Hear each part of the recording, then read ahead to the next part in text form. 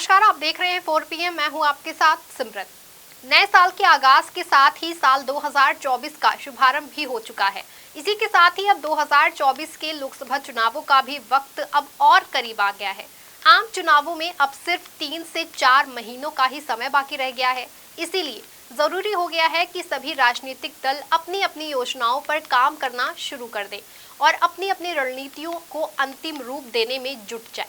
अधिकतर राजनीतिक दल अब इसी काम में भी लग गए हैं, फिर वो चाहे सत्ताधारी दल भाजपा हो या फिर पिछले 10 साल से विपक्ष की भूमिका में बैठी कांग्रेस। वैसे इस बार भाजपा को सत्ता से बेदखल करने के लिए पूरा विपक्ष एकजुट होकर इंडिया गठबंधन के बैनर तले एक साथ आया है।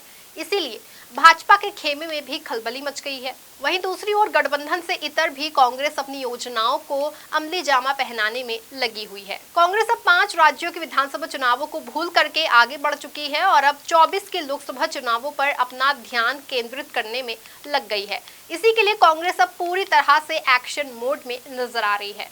वो संगठन में फेरबदल कर रही है, तो वहीं एक बार फिर लोगों को जोड़ने के लिए फिर से यात्रा निकालने की भी की जा रही है। दूसरी ओर कांग्रेस अब सीट बंटवारे पर भी अपना ध्यान केंद्रित करने में लगी है। अब नए साल पर ऐसी खबर निकल के सामने आ रही है कि 24 के रण में अपना परचम लहराने की फिराक में लगी कांग्रेस लोकसभा चुनाव में 229 सीटों पर अकेले चुनाव लड़ने की योजना बना रही है, जबकि उसे 90 में से 100 सीटें गठबंधन में मिलने की उम्मीद है। मतलब कांग्रेस 90 से 100 सीटें गठबंधन के बाकी दलों से मांग सकती है, यानी कि कांग्रेस 380 से 390 सीटों पर चुनाव लड़ सकती है।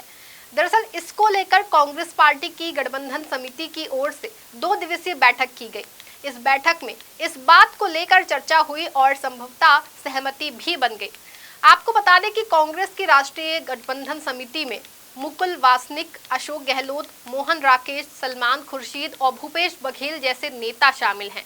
इसी गठबंधन समिति ने ये रिपोर्ट तैयार की है। अब गठबंधन समिति अपनी ये रिपोर्ट कांग्रेस अध्यक्ष मल्लिकार्जुन खड़गे को सौंपेगी।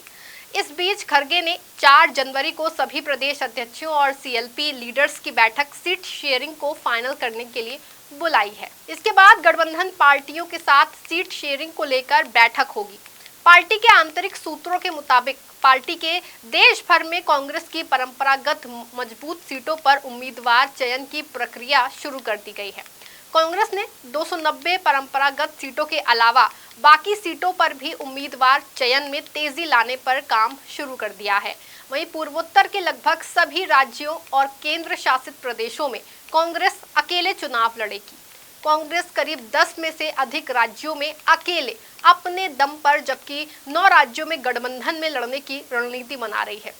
इन राज्यों में गुजरात, हरियाणा, असम, आंध्र, मध्य प्रदेश, तेलंगाना, हिमाचल, कर्नाटक, केरल, राजस्थान, छत्तीसगढ़, उत्तराखंड और ओडिशा जैसे राज्य शामिल हैं, जिसमें कांग्रेस अकेले अपने दम पर चुनाव लड़ने की रणनीति बना रही है, जबकि बाकी सीटों पर गठबंधन के संभावित दलों के साथ लड़ने की रणनीति है। कांग्रेस दिल्ली में 5, बिहार में 9 से 10, पंजाब में 8 से 9, तमिलनाडु में 9 से 11, यूपी में 10 से 15 सीट, पश्चिम बंगाल में 3 से 5, कश्मीर में 3, झारखंड में 9 और महाराष्ट्र में 24 से 26 सीटों पर लड़ने की तैयारी कर रही है।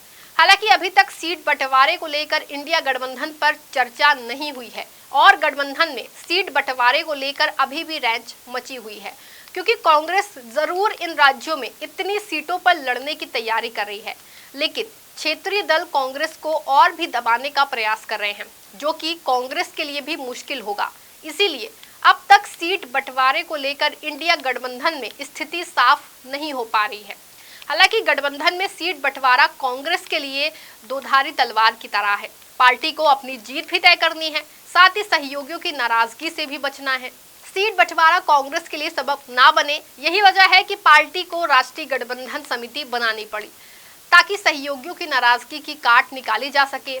यही वजह है कि सहयोगियों के लिए सीट छोड़ने से पहले कांग्रेस अपनी मजबूत और कमजोर सीटों पर आंकलन कर लेना चाहती है।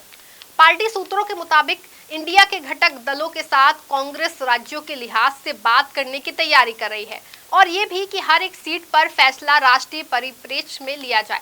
कांग्रेस सीट बंटवारे में सामंजस्य बिठाकर अपनी सभी सहयोगी दलों को संतुष्ट करने में इसलिए भी लगी हुई है क्योंकि 14 जनवरी से कांग्रेस सांसद राहुल गांधी भारत न्याय यात्रा शुरू करने वाले हैं। जाहिर है इससे पहले पार्टी सहयोगियों के साथ सुलह कर लेने के मूड में है। वहीं इस बार कांग्रेस किसी भी कीमत में अपने प्रदर्शन में सुधार करना चाह रही है और भाजपा के सामने एक मजबूत चुनौती पेश करना चाह रही है। इसीलिए पार्टी अब गठबंधन से इतर भी अपनी योजनाओं पर काम कर रही है और एक बेहतर रणनीति तैयार करने में जुटी है। 14 जनवरी से शुरू होने वाली राहुल गांधी की भारत न्याय यात्रा भी 2024 के लिए बनाए गए कांग्रेस के मेगा प्लान का ही हिस्सा है।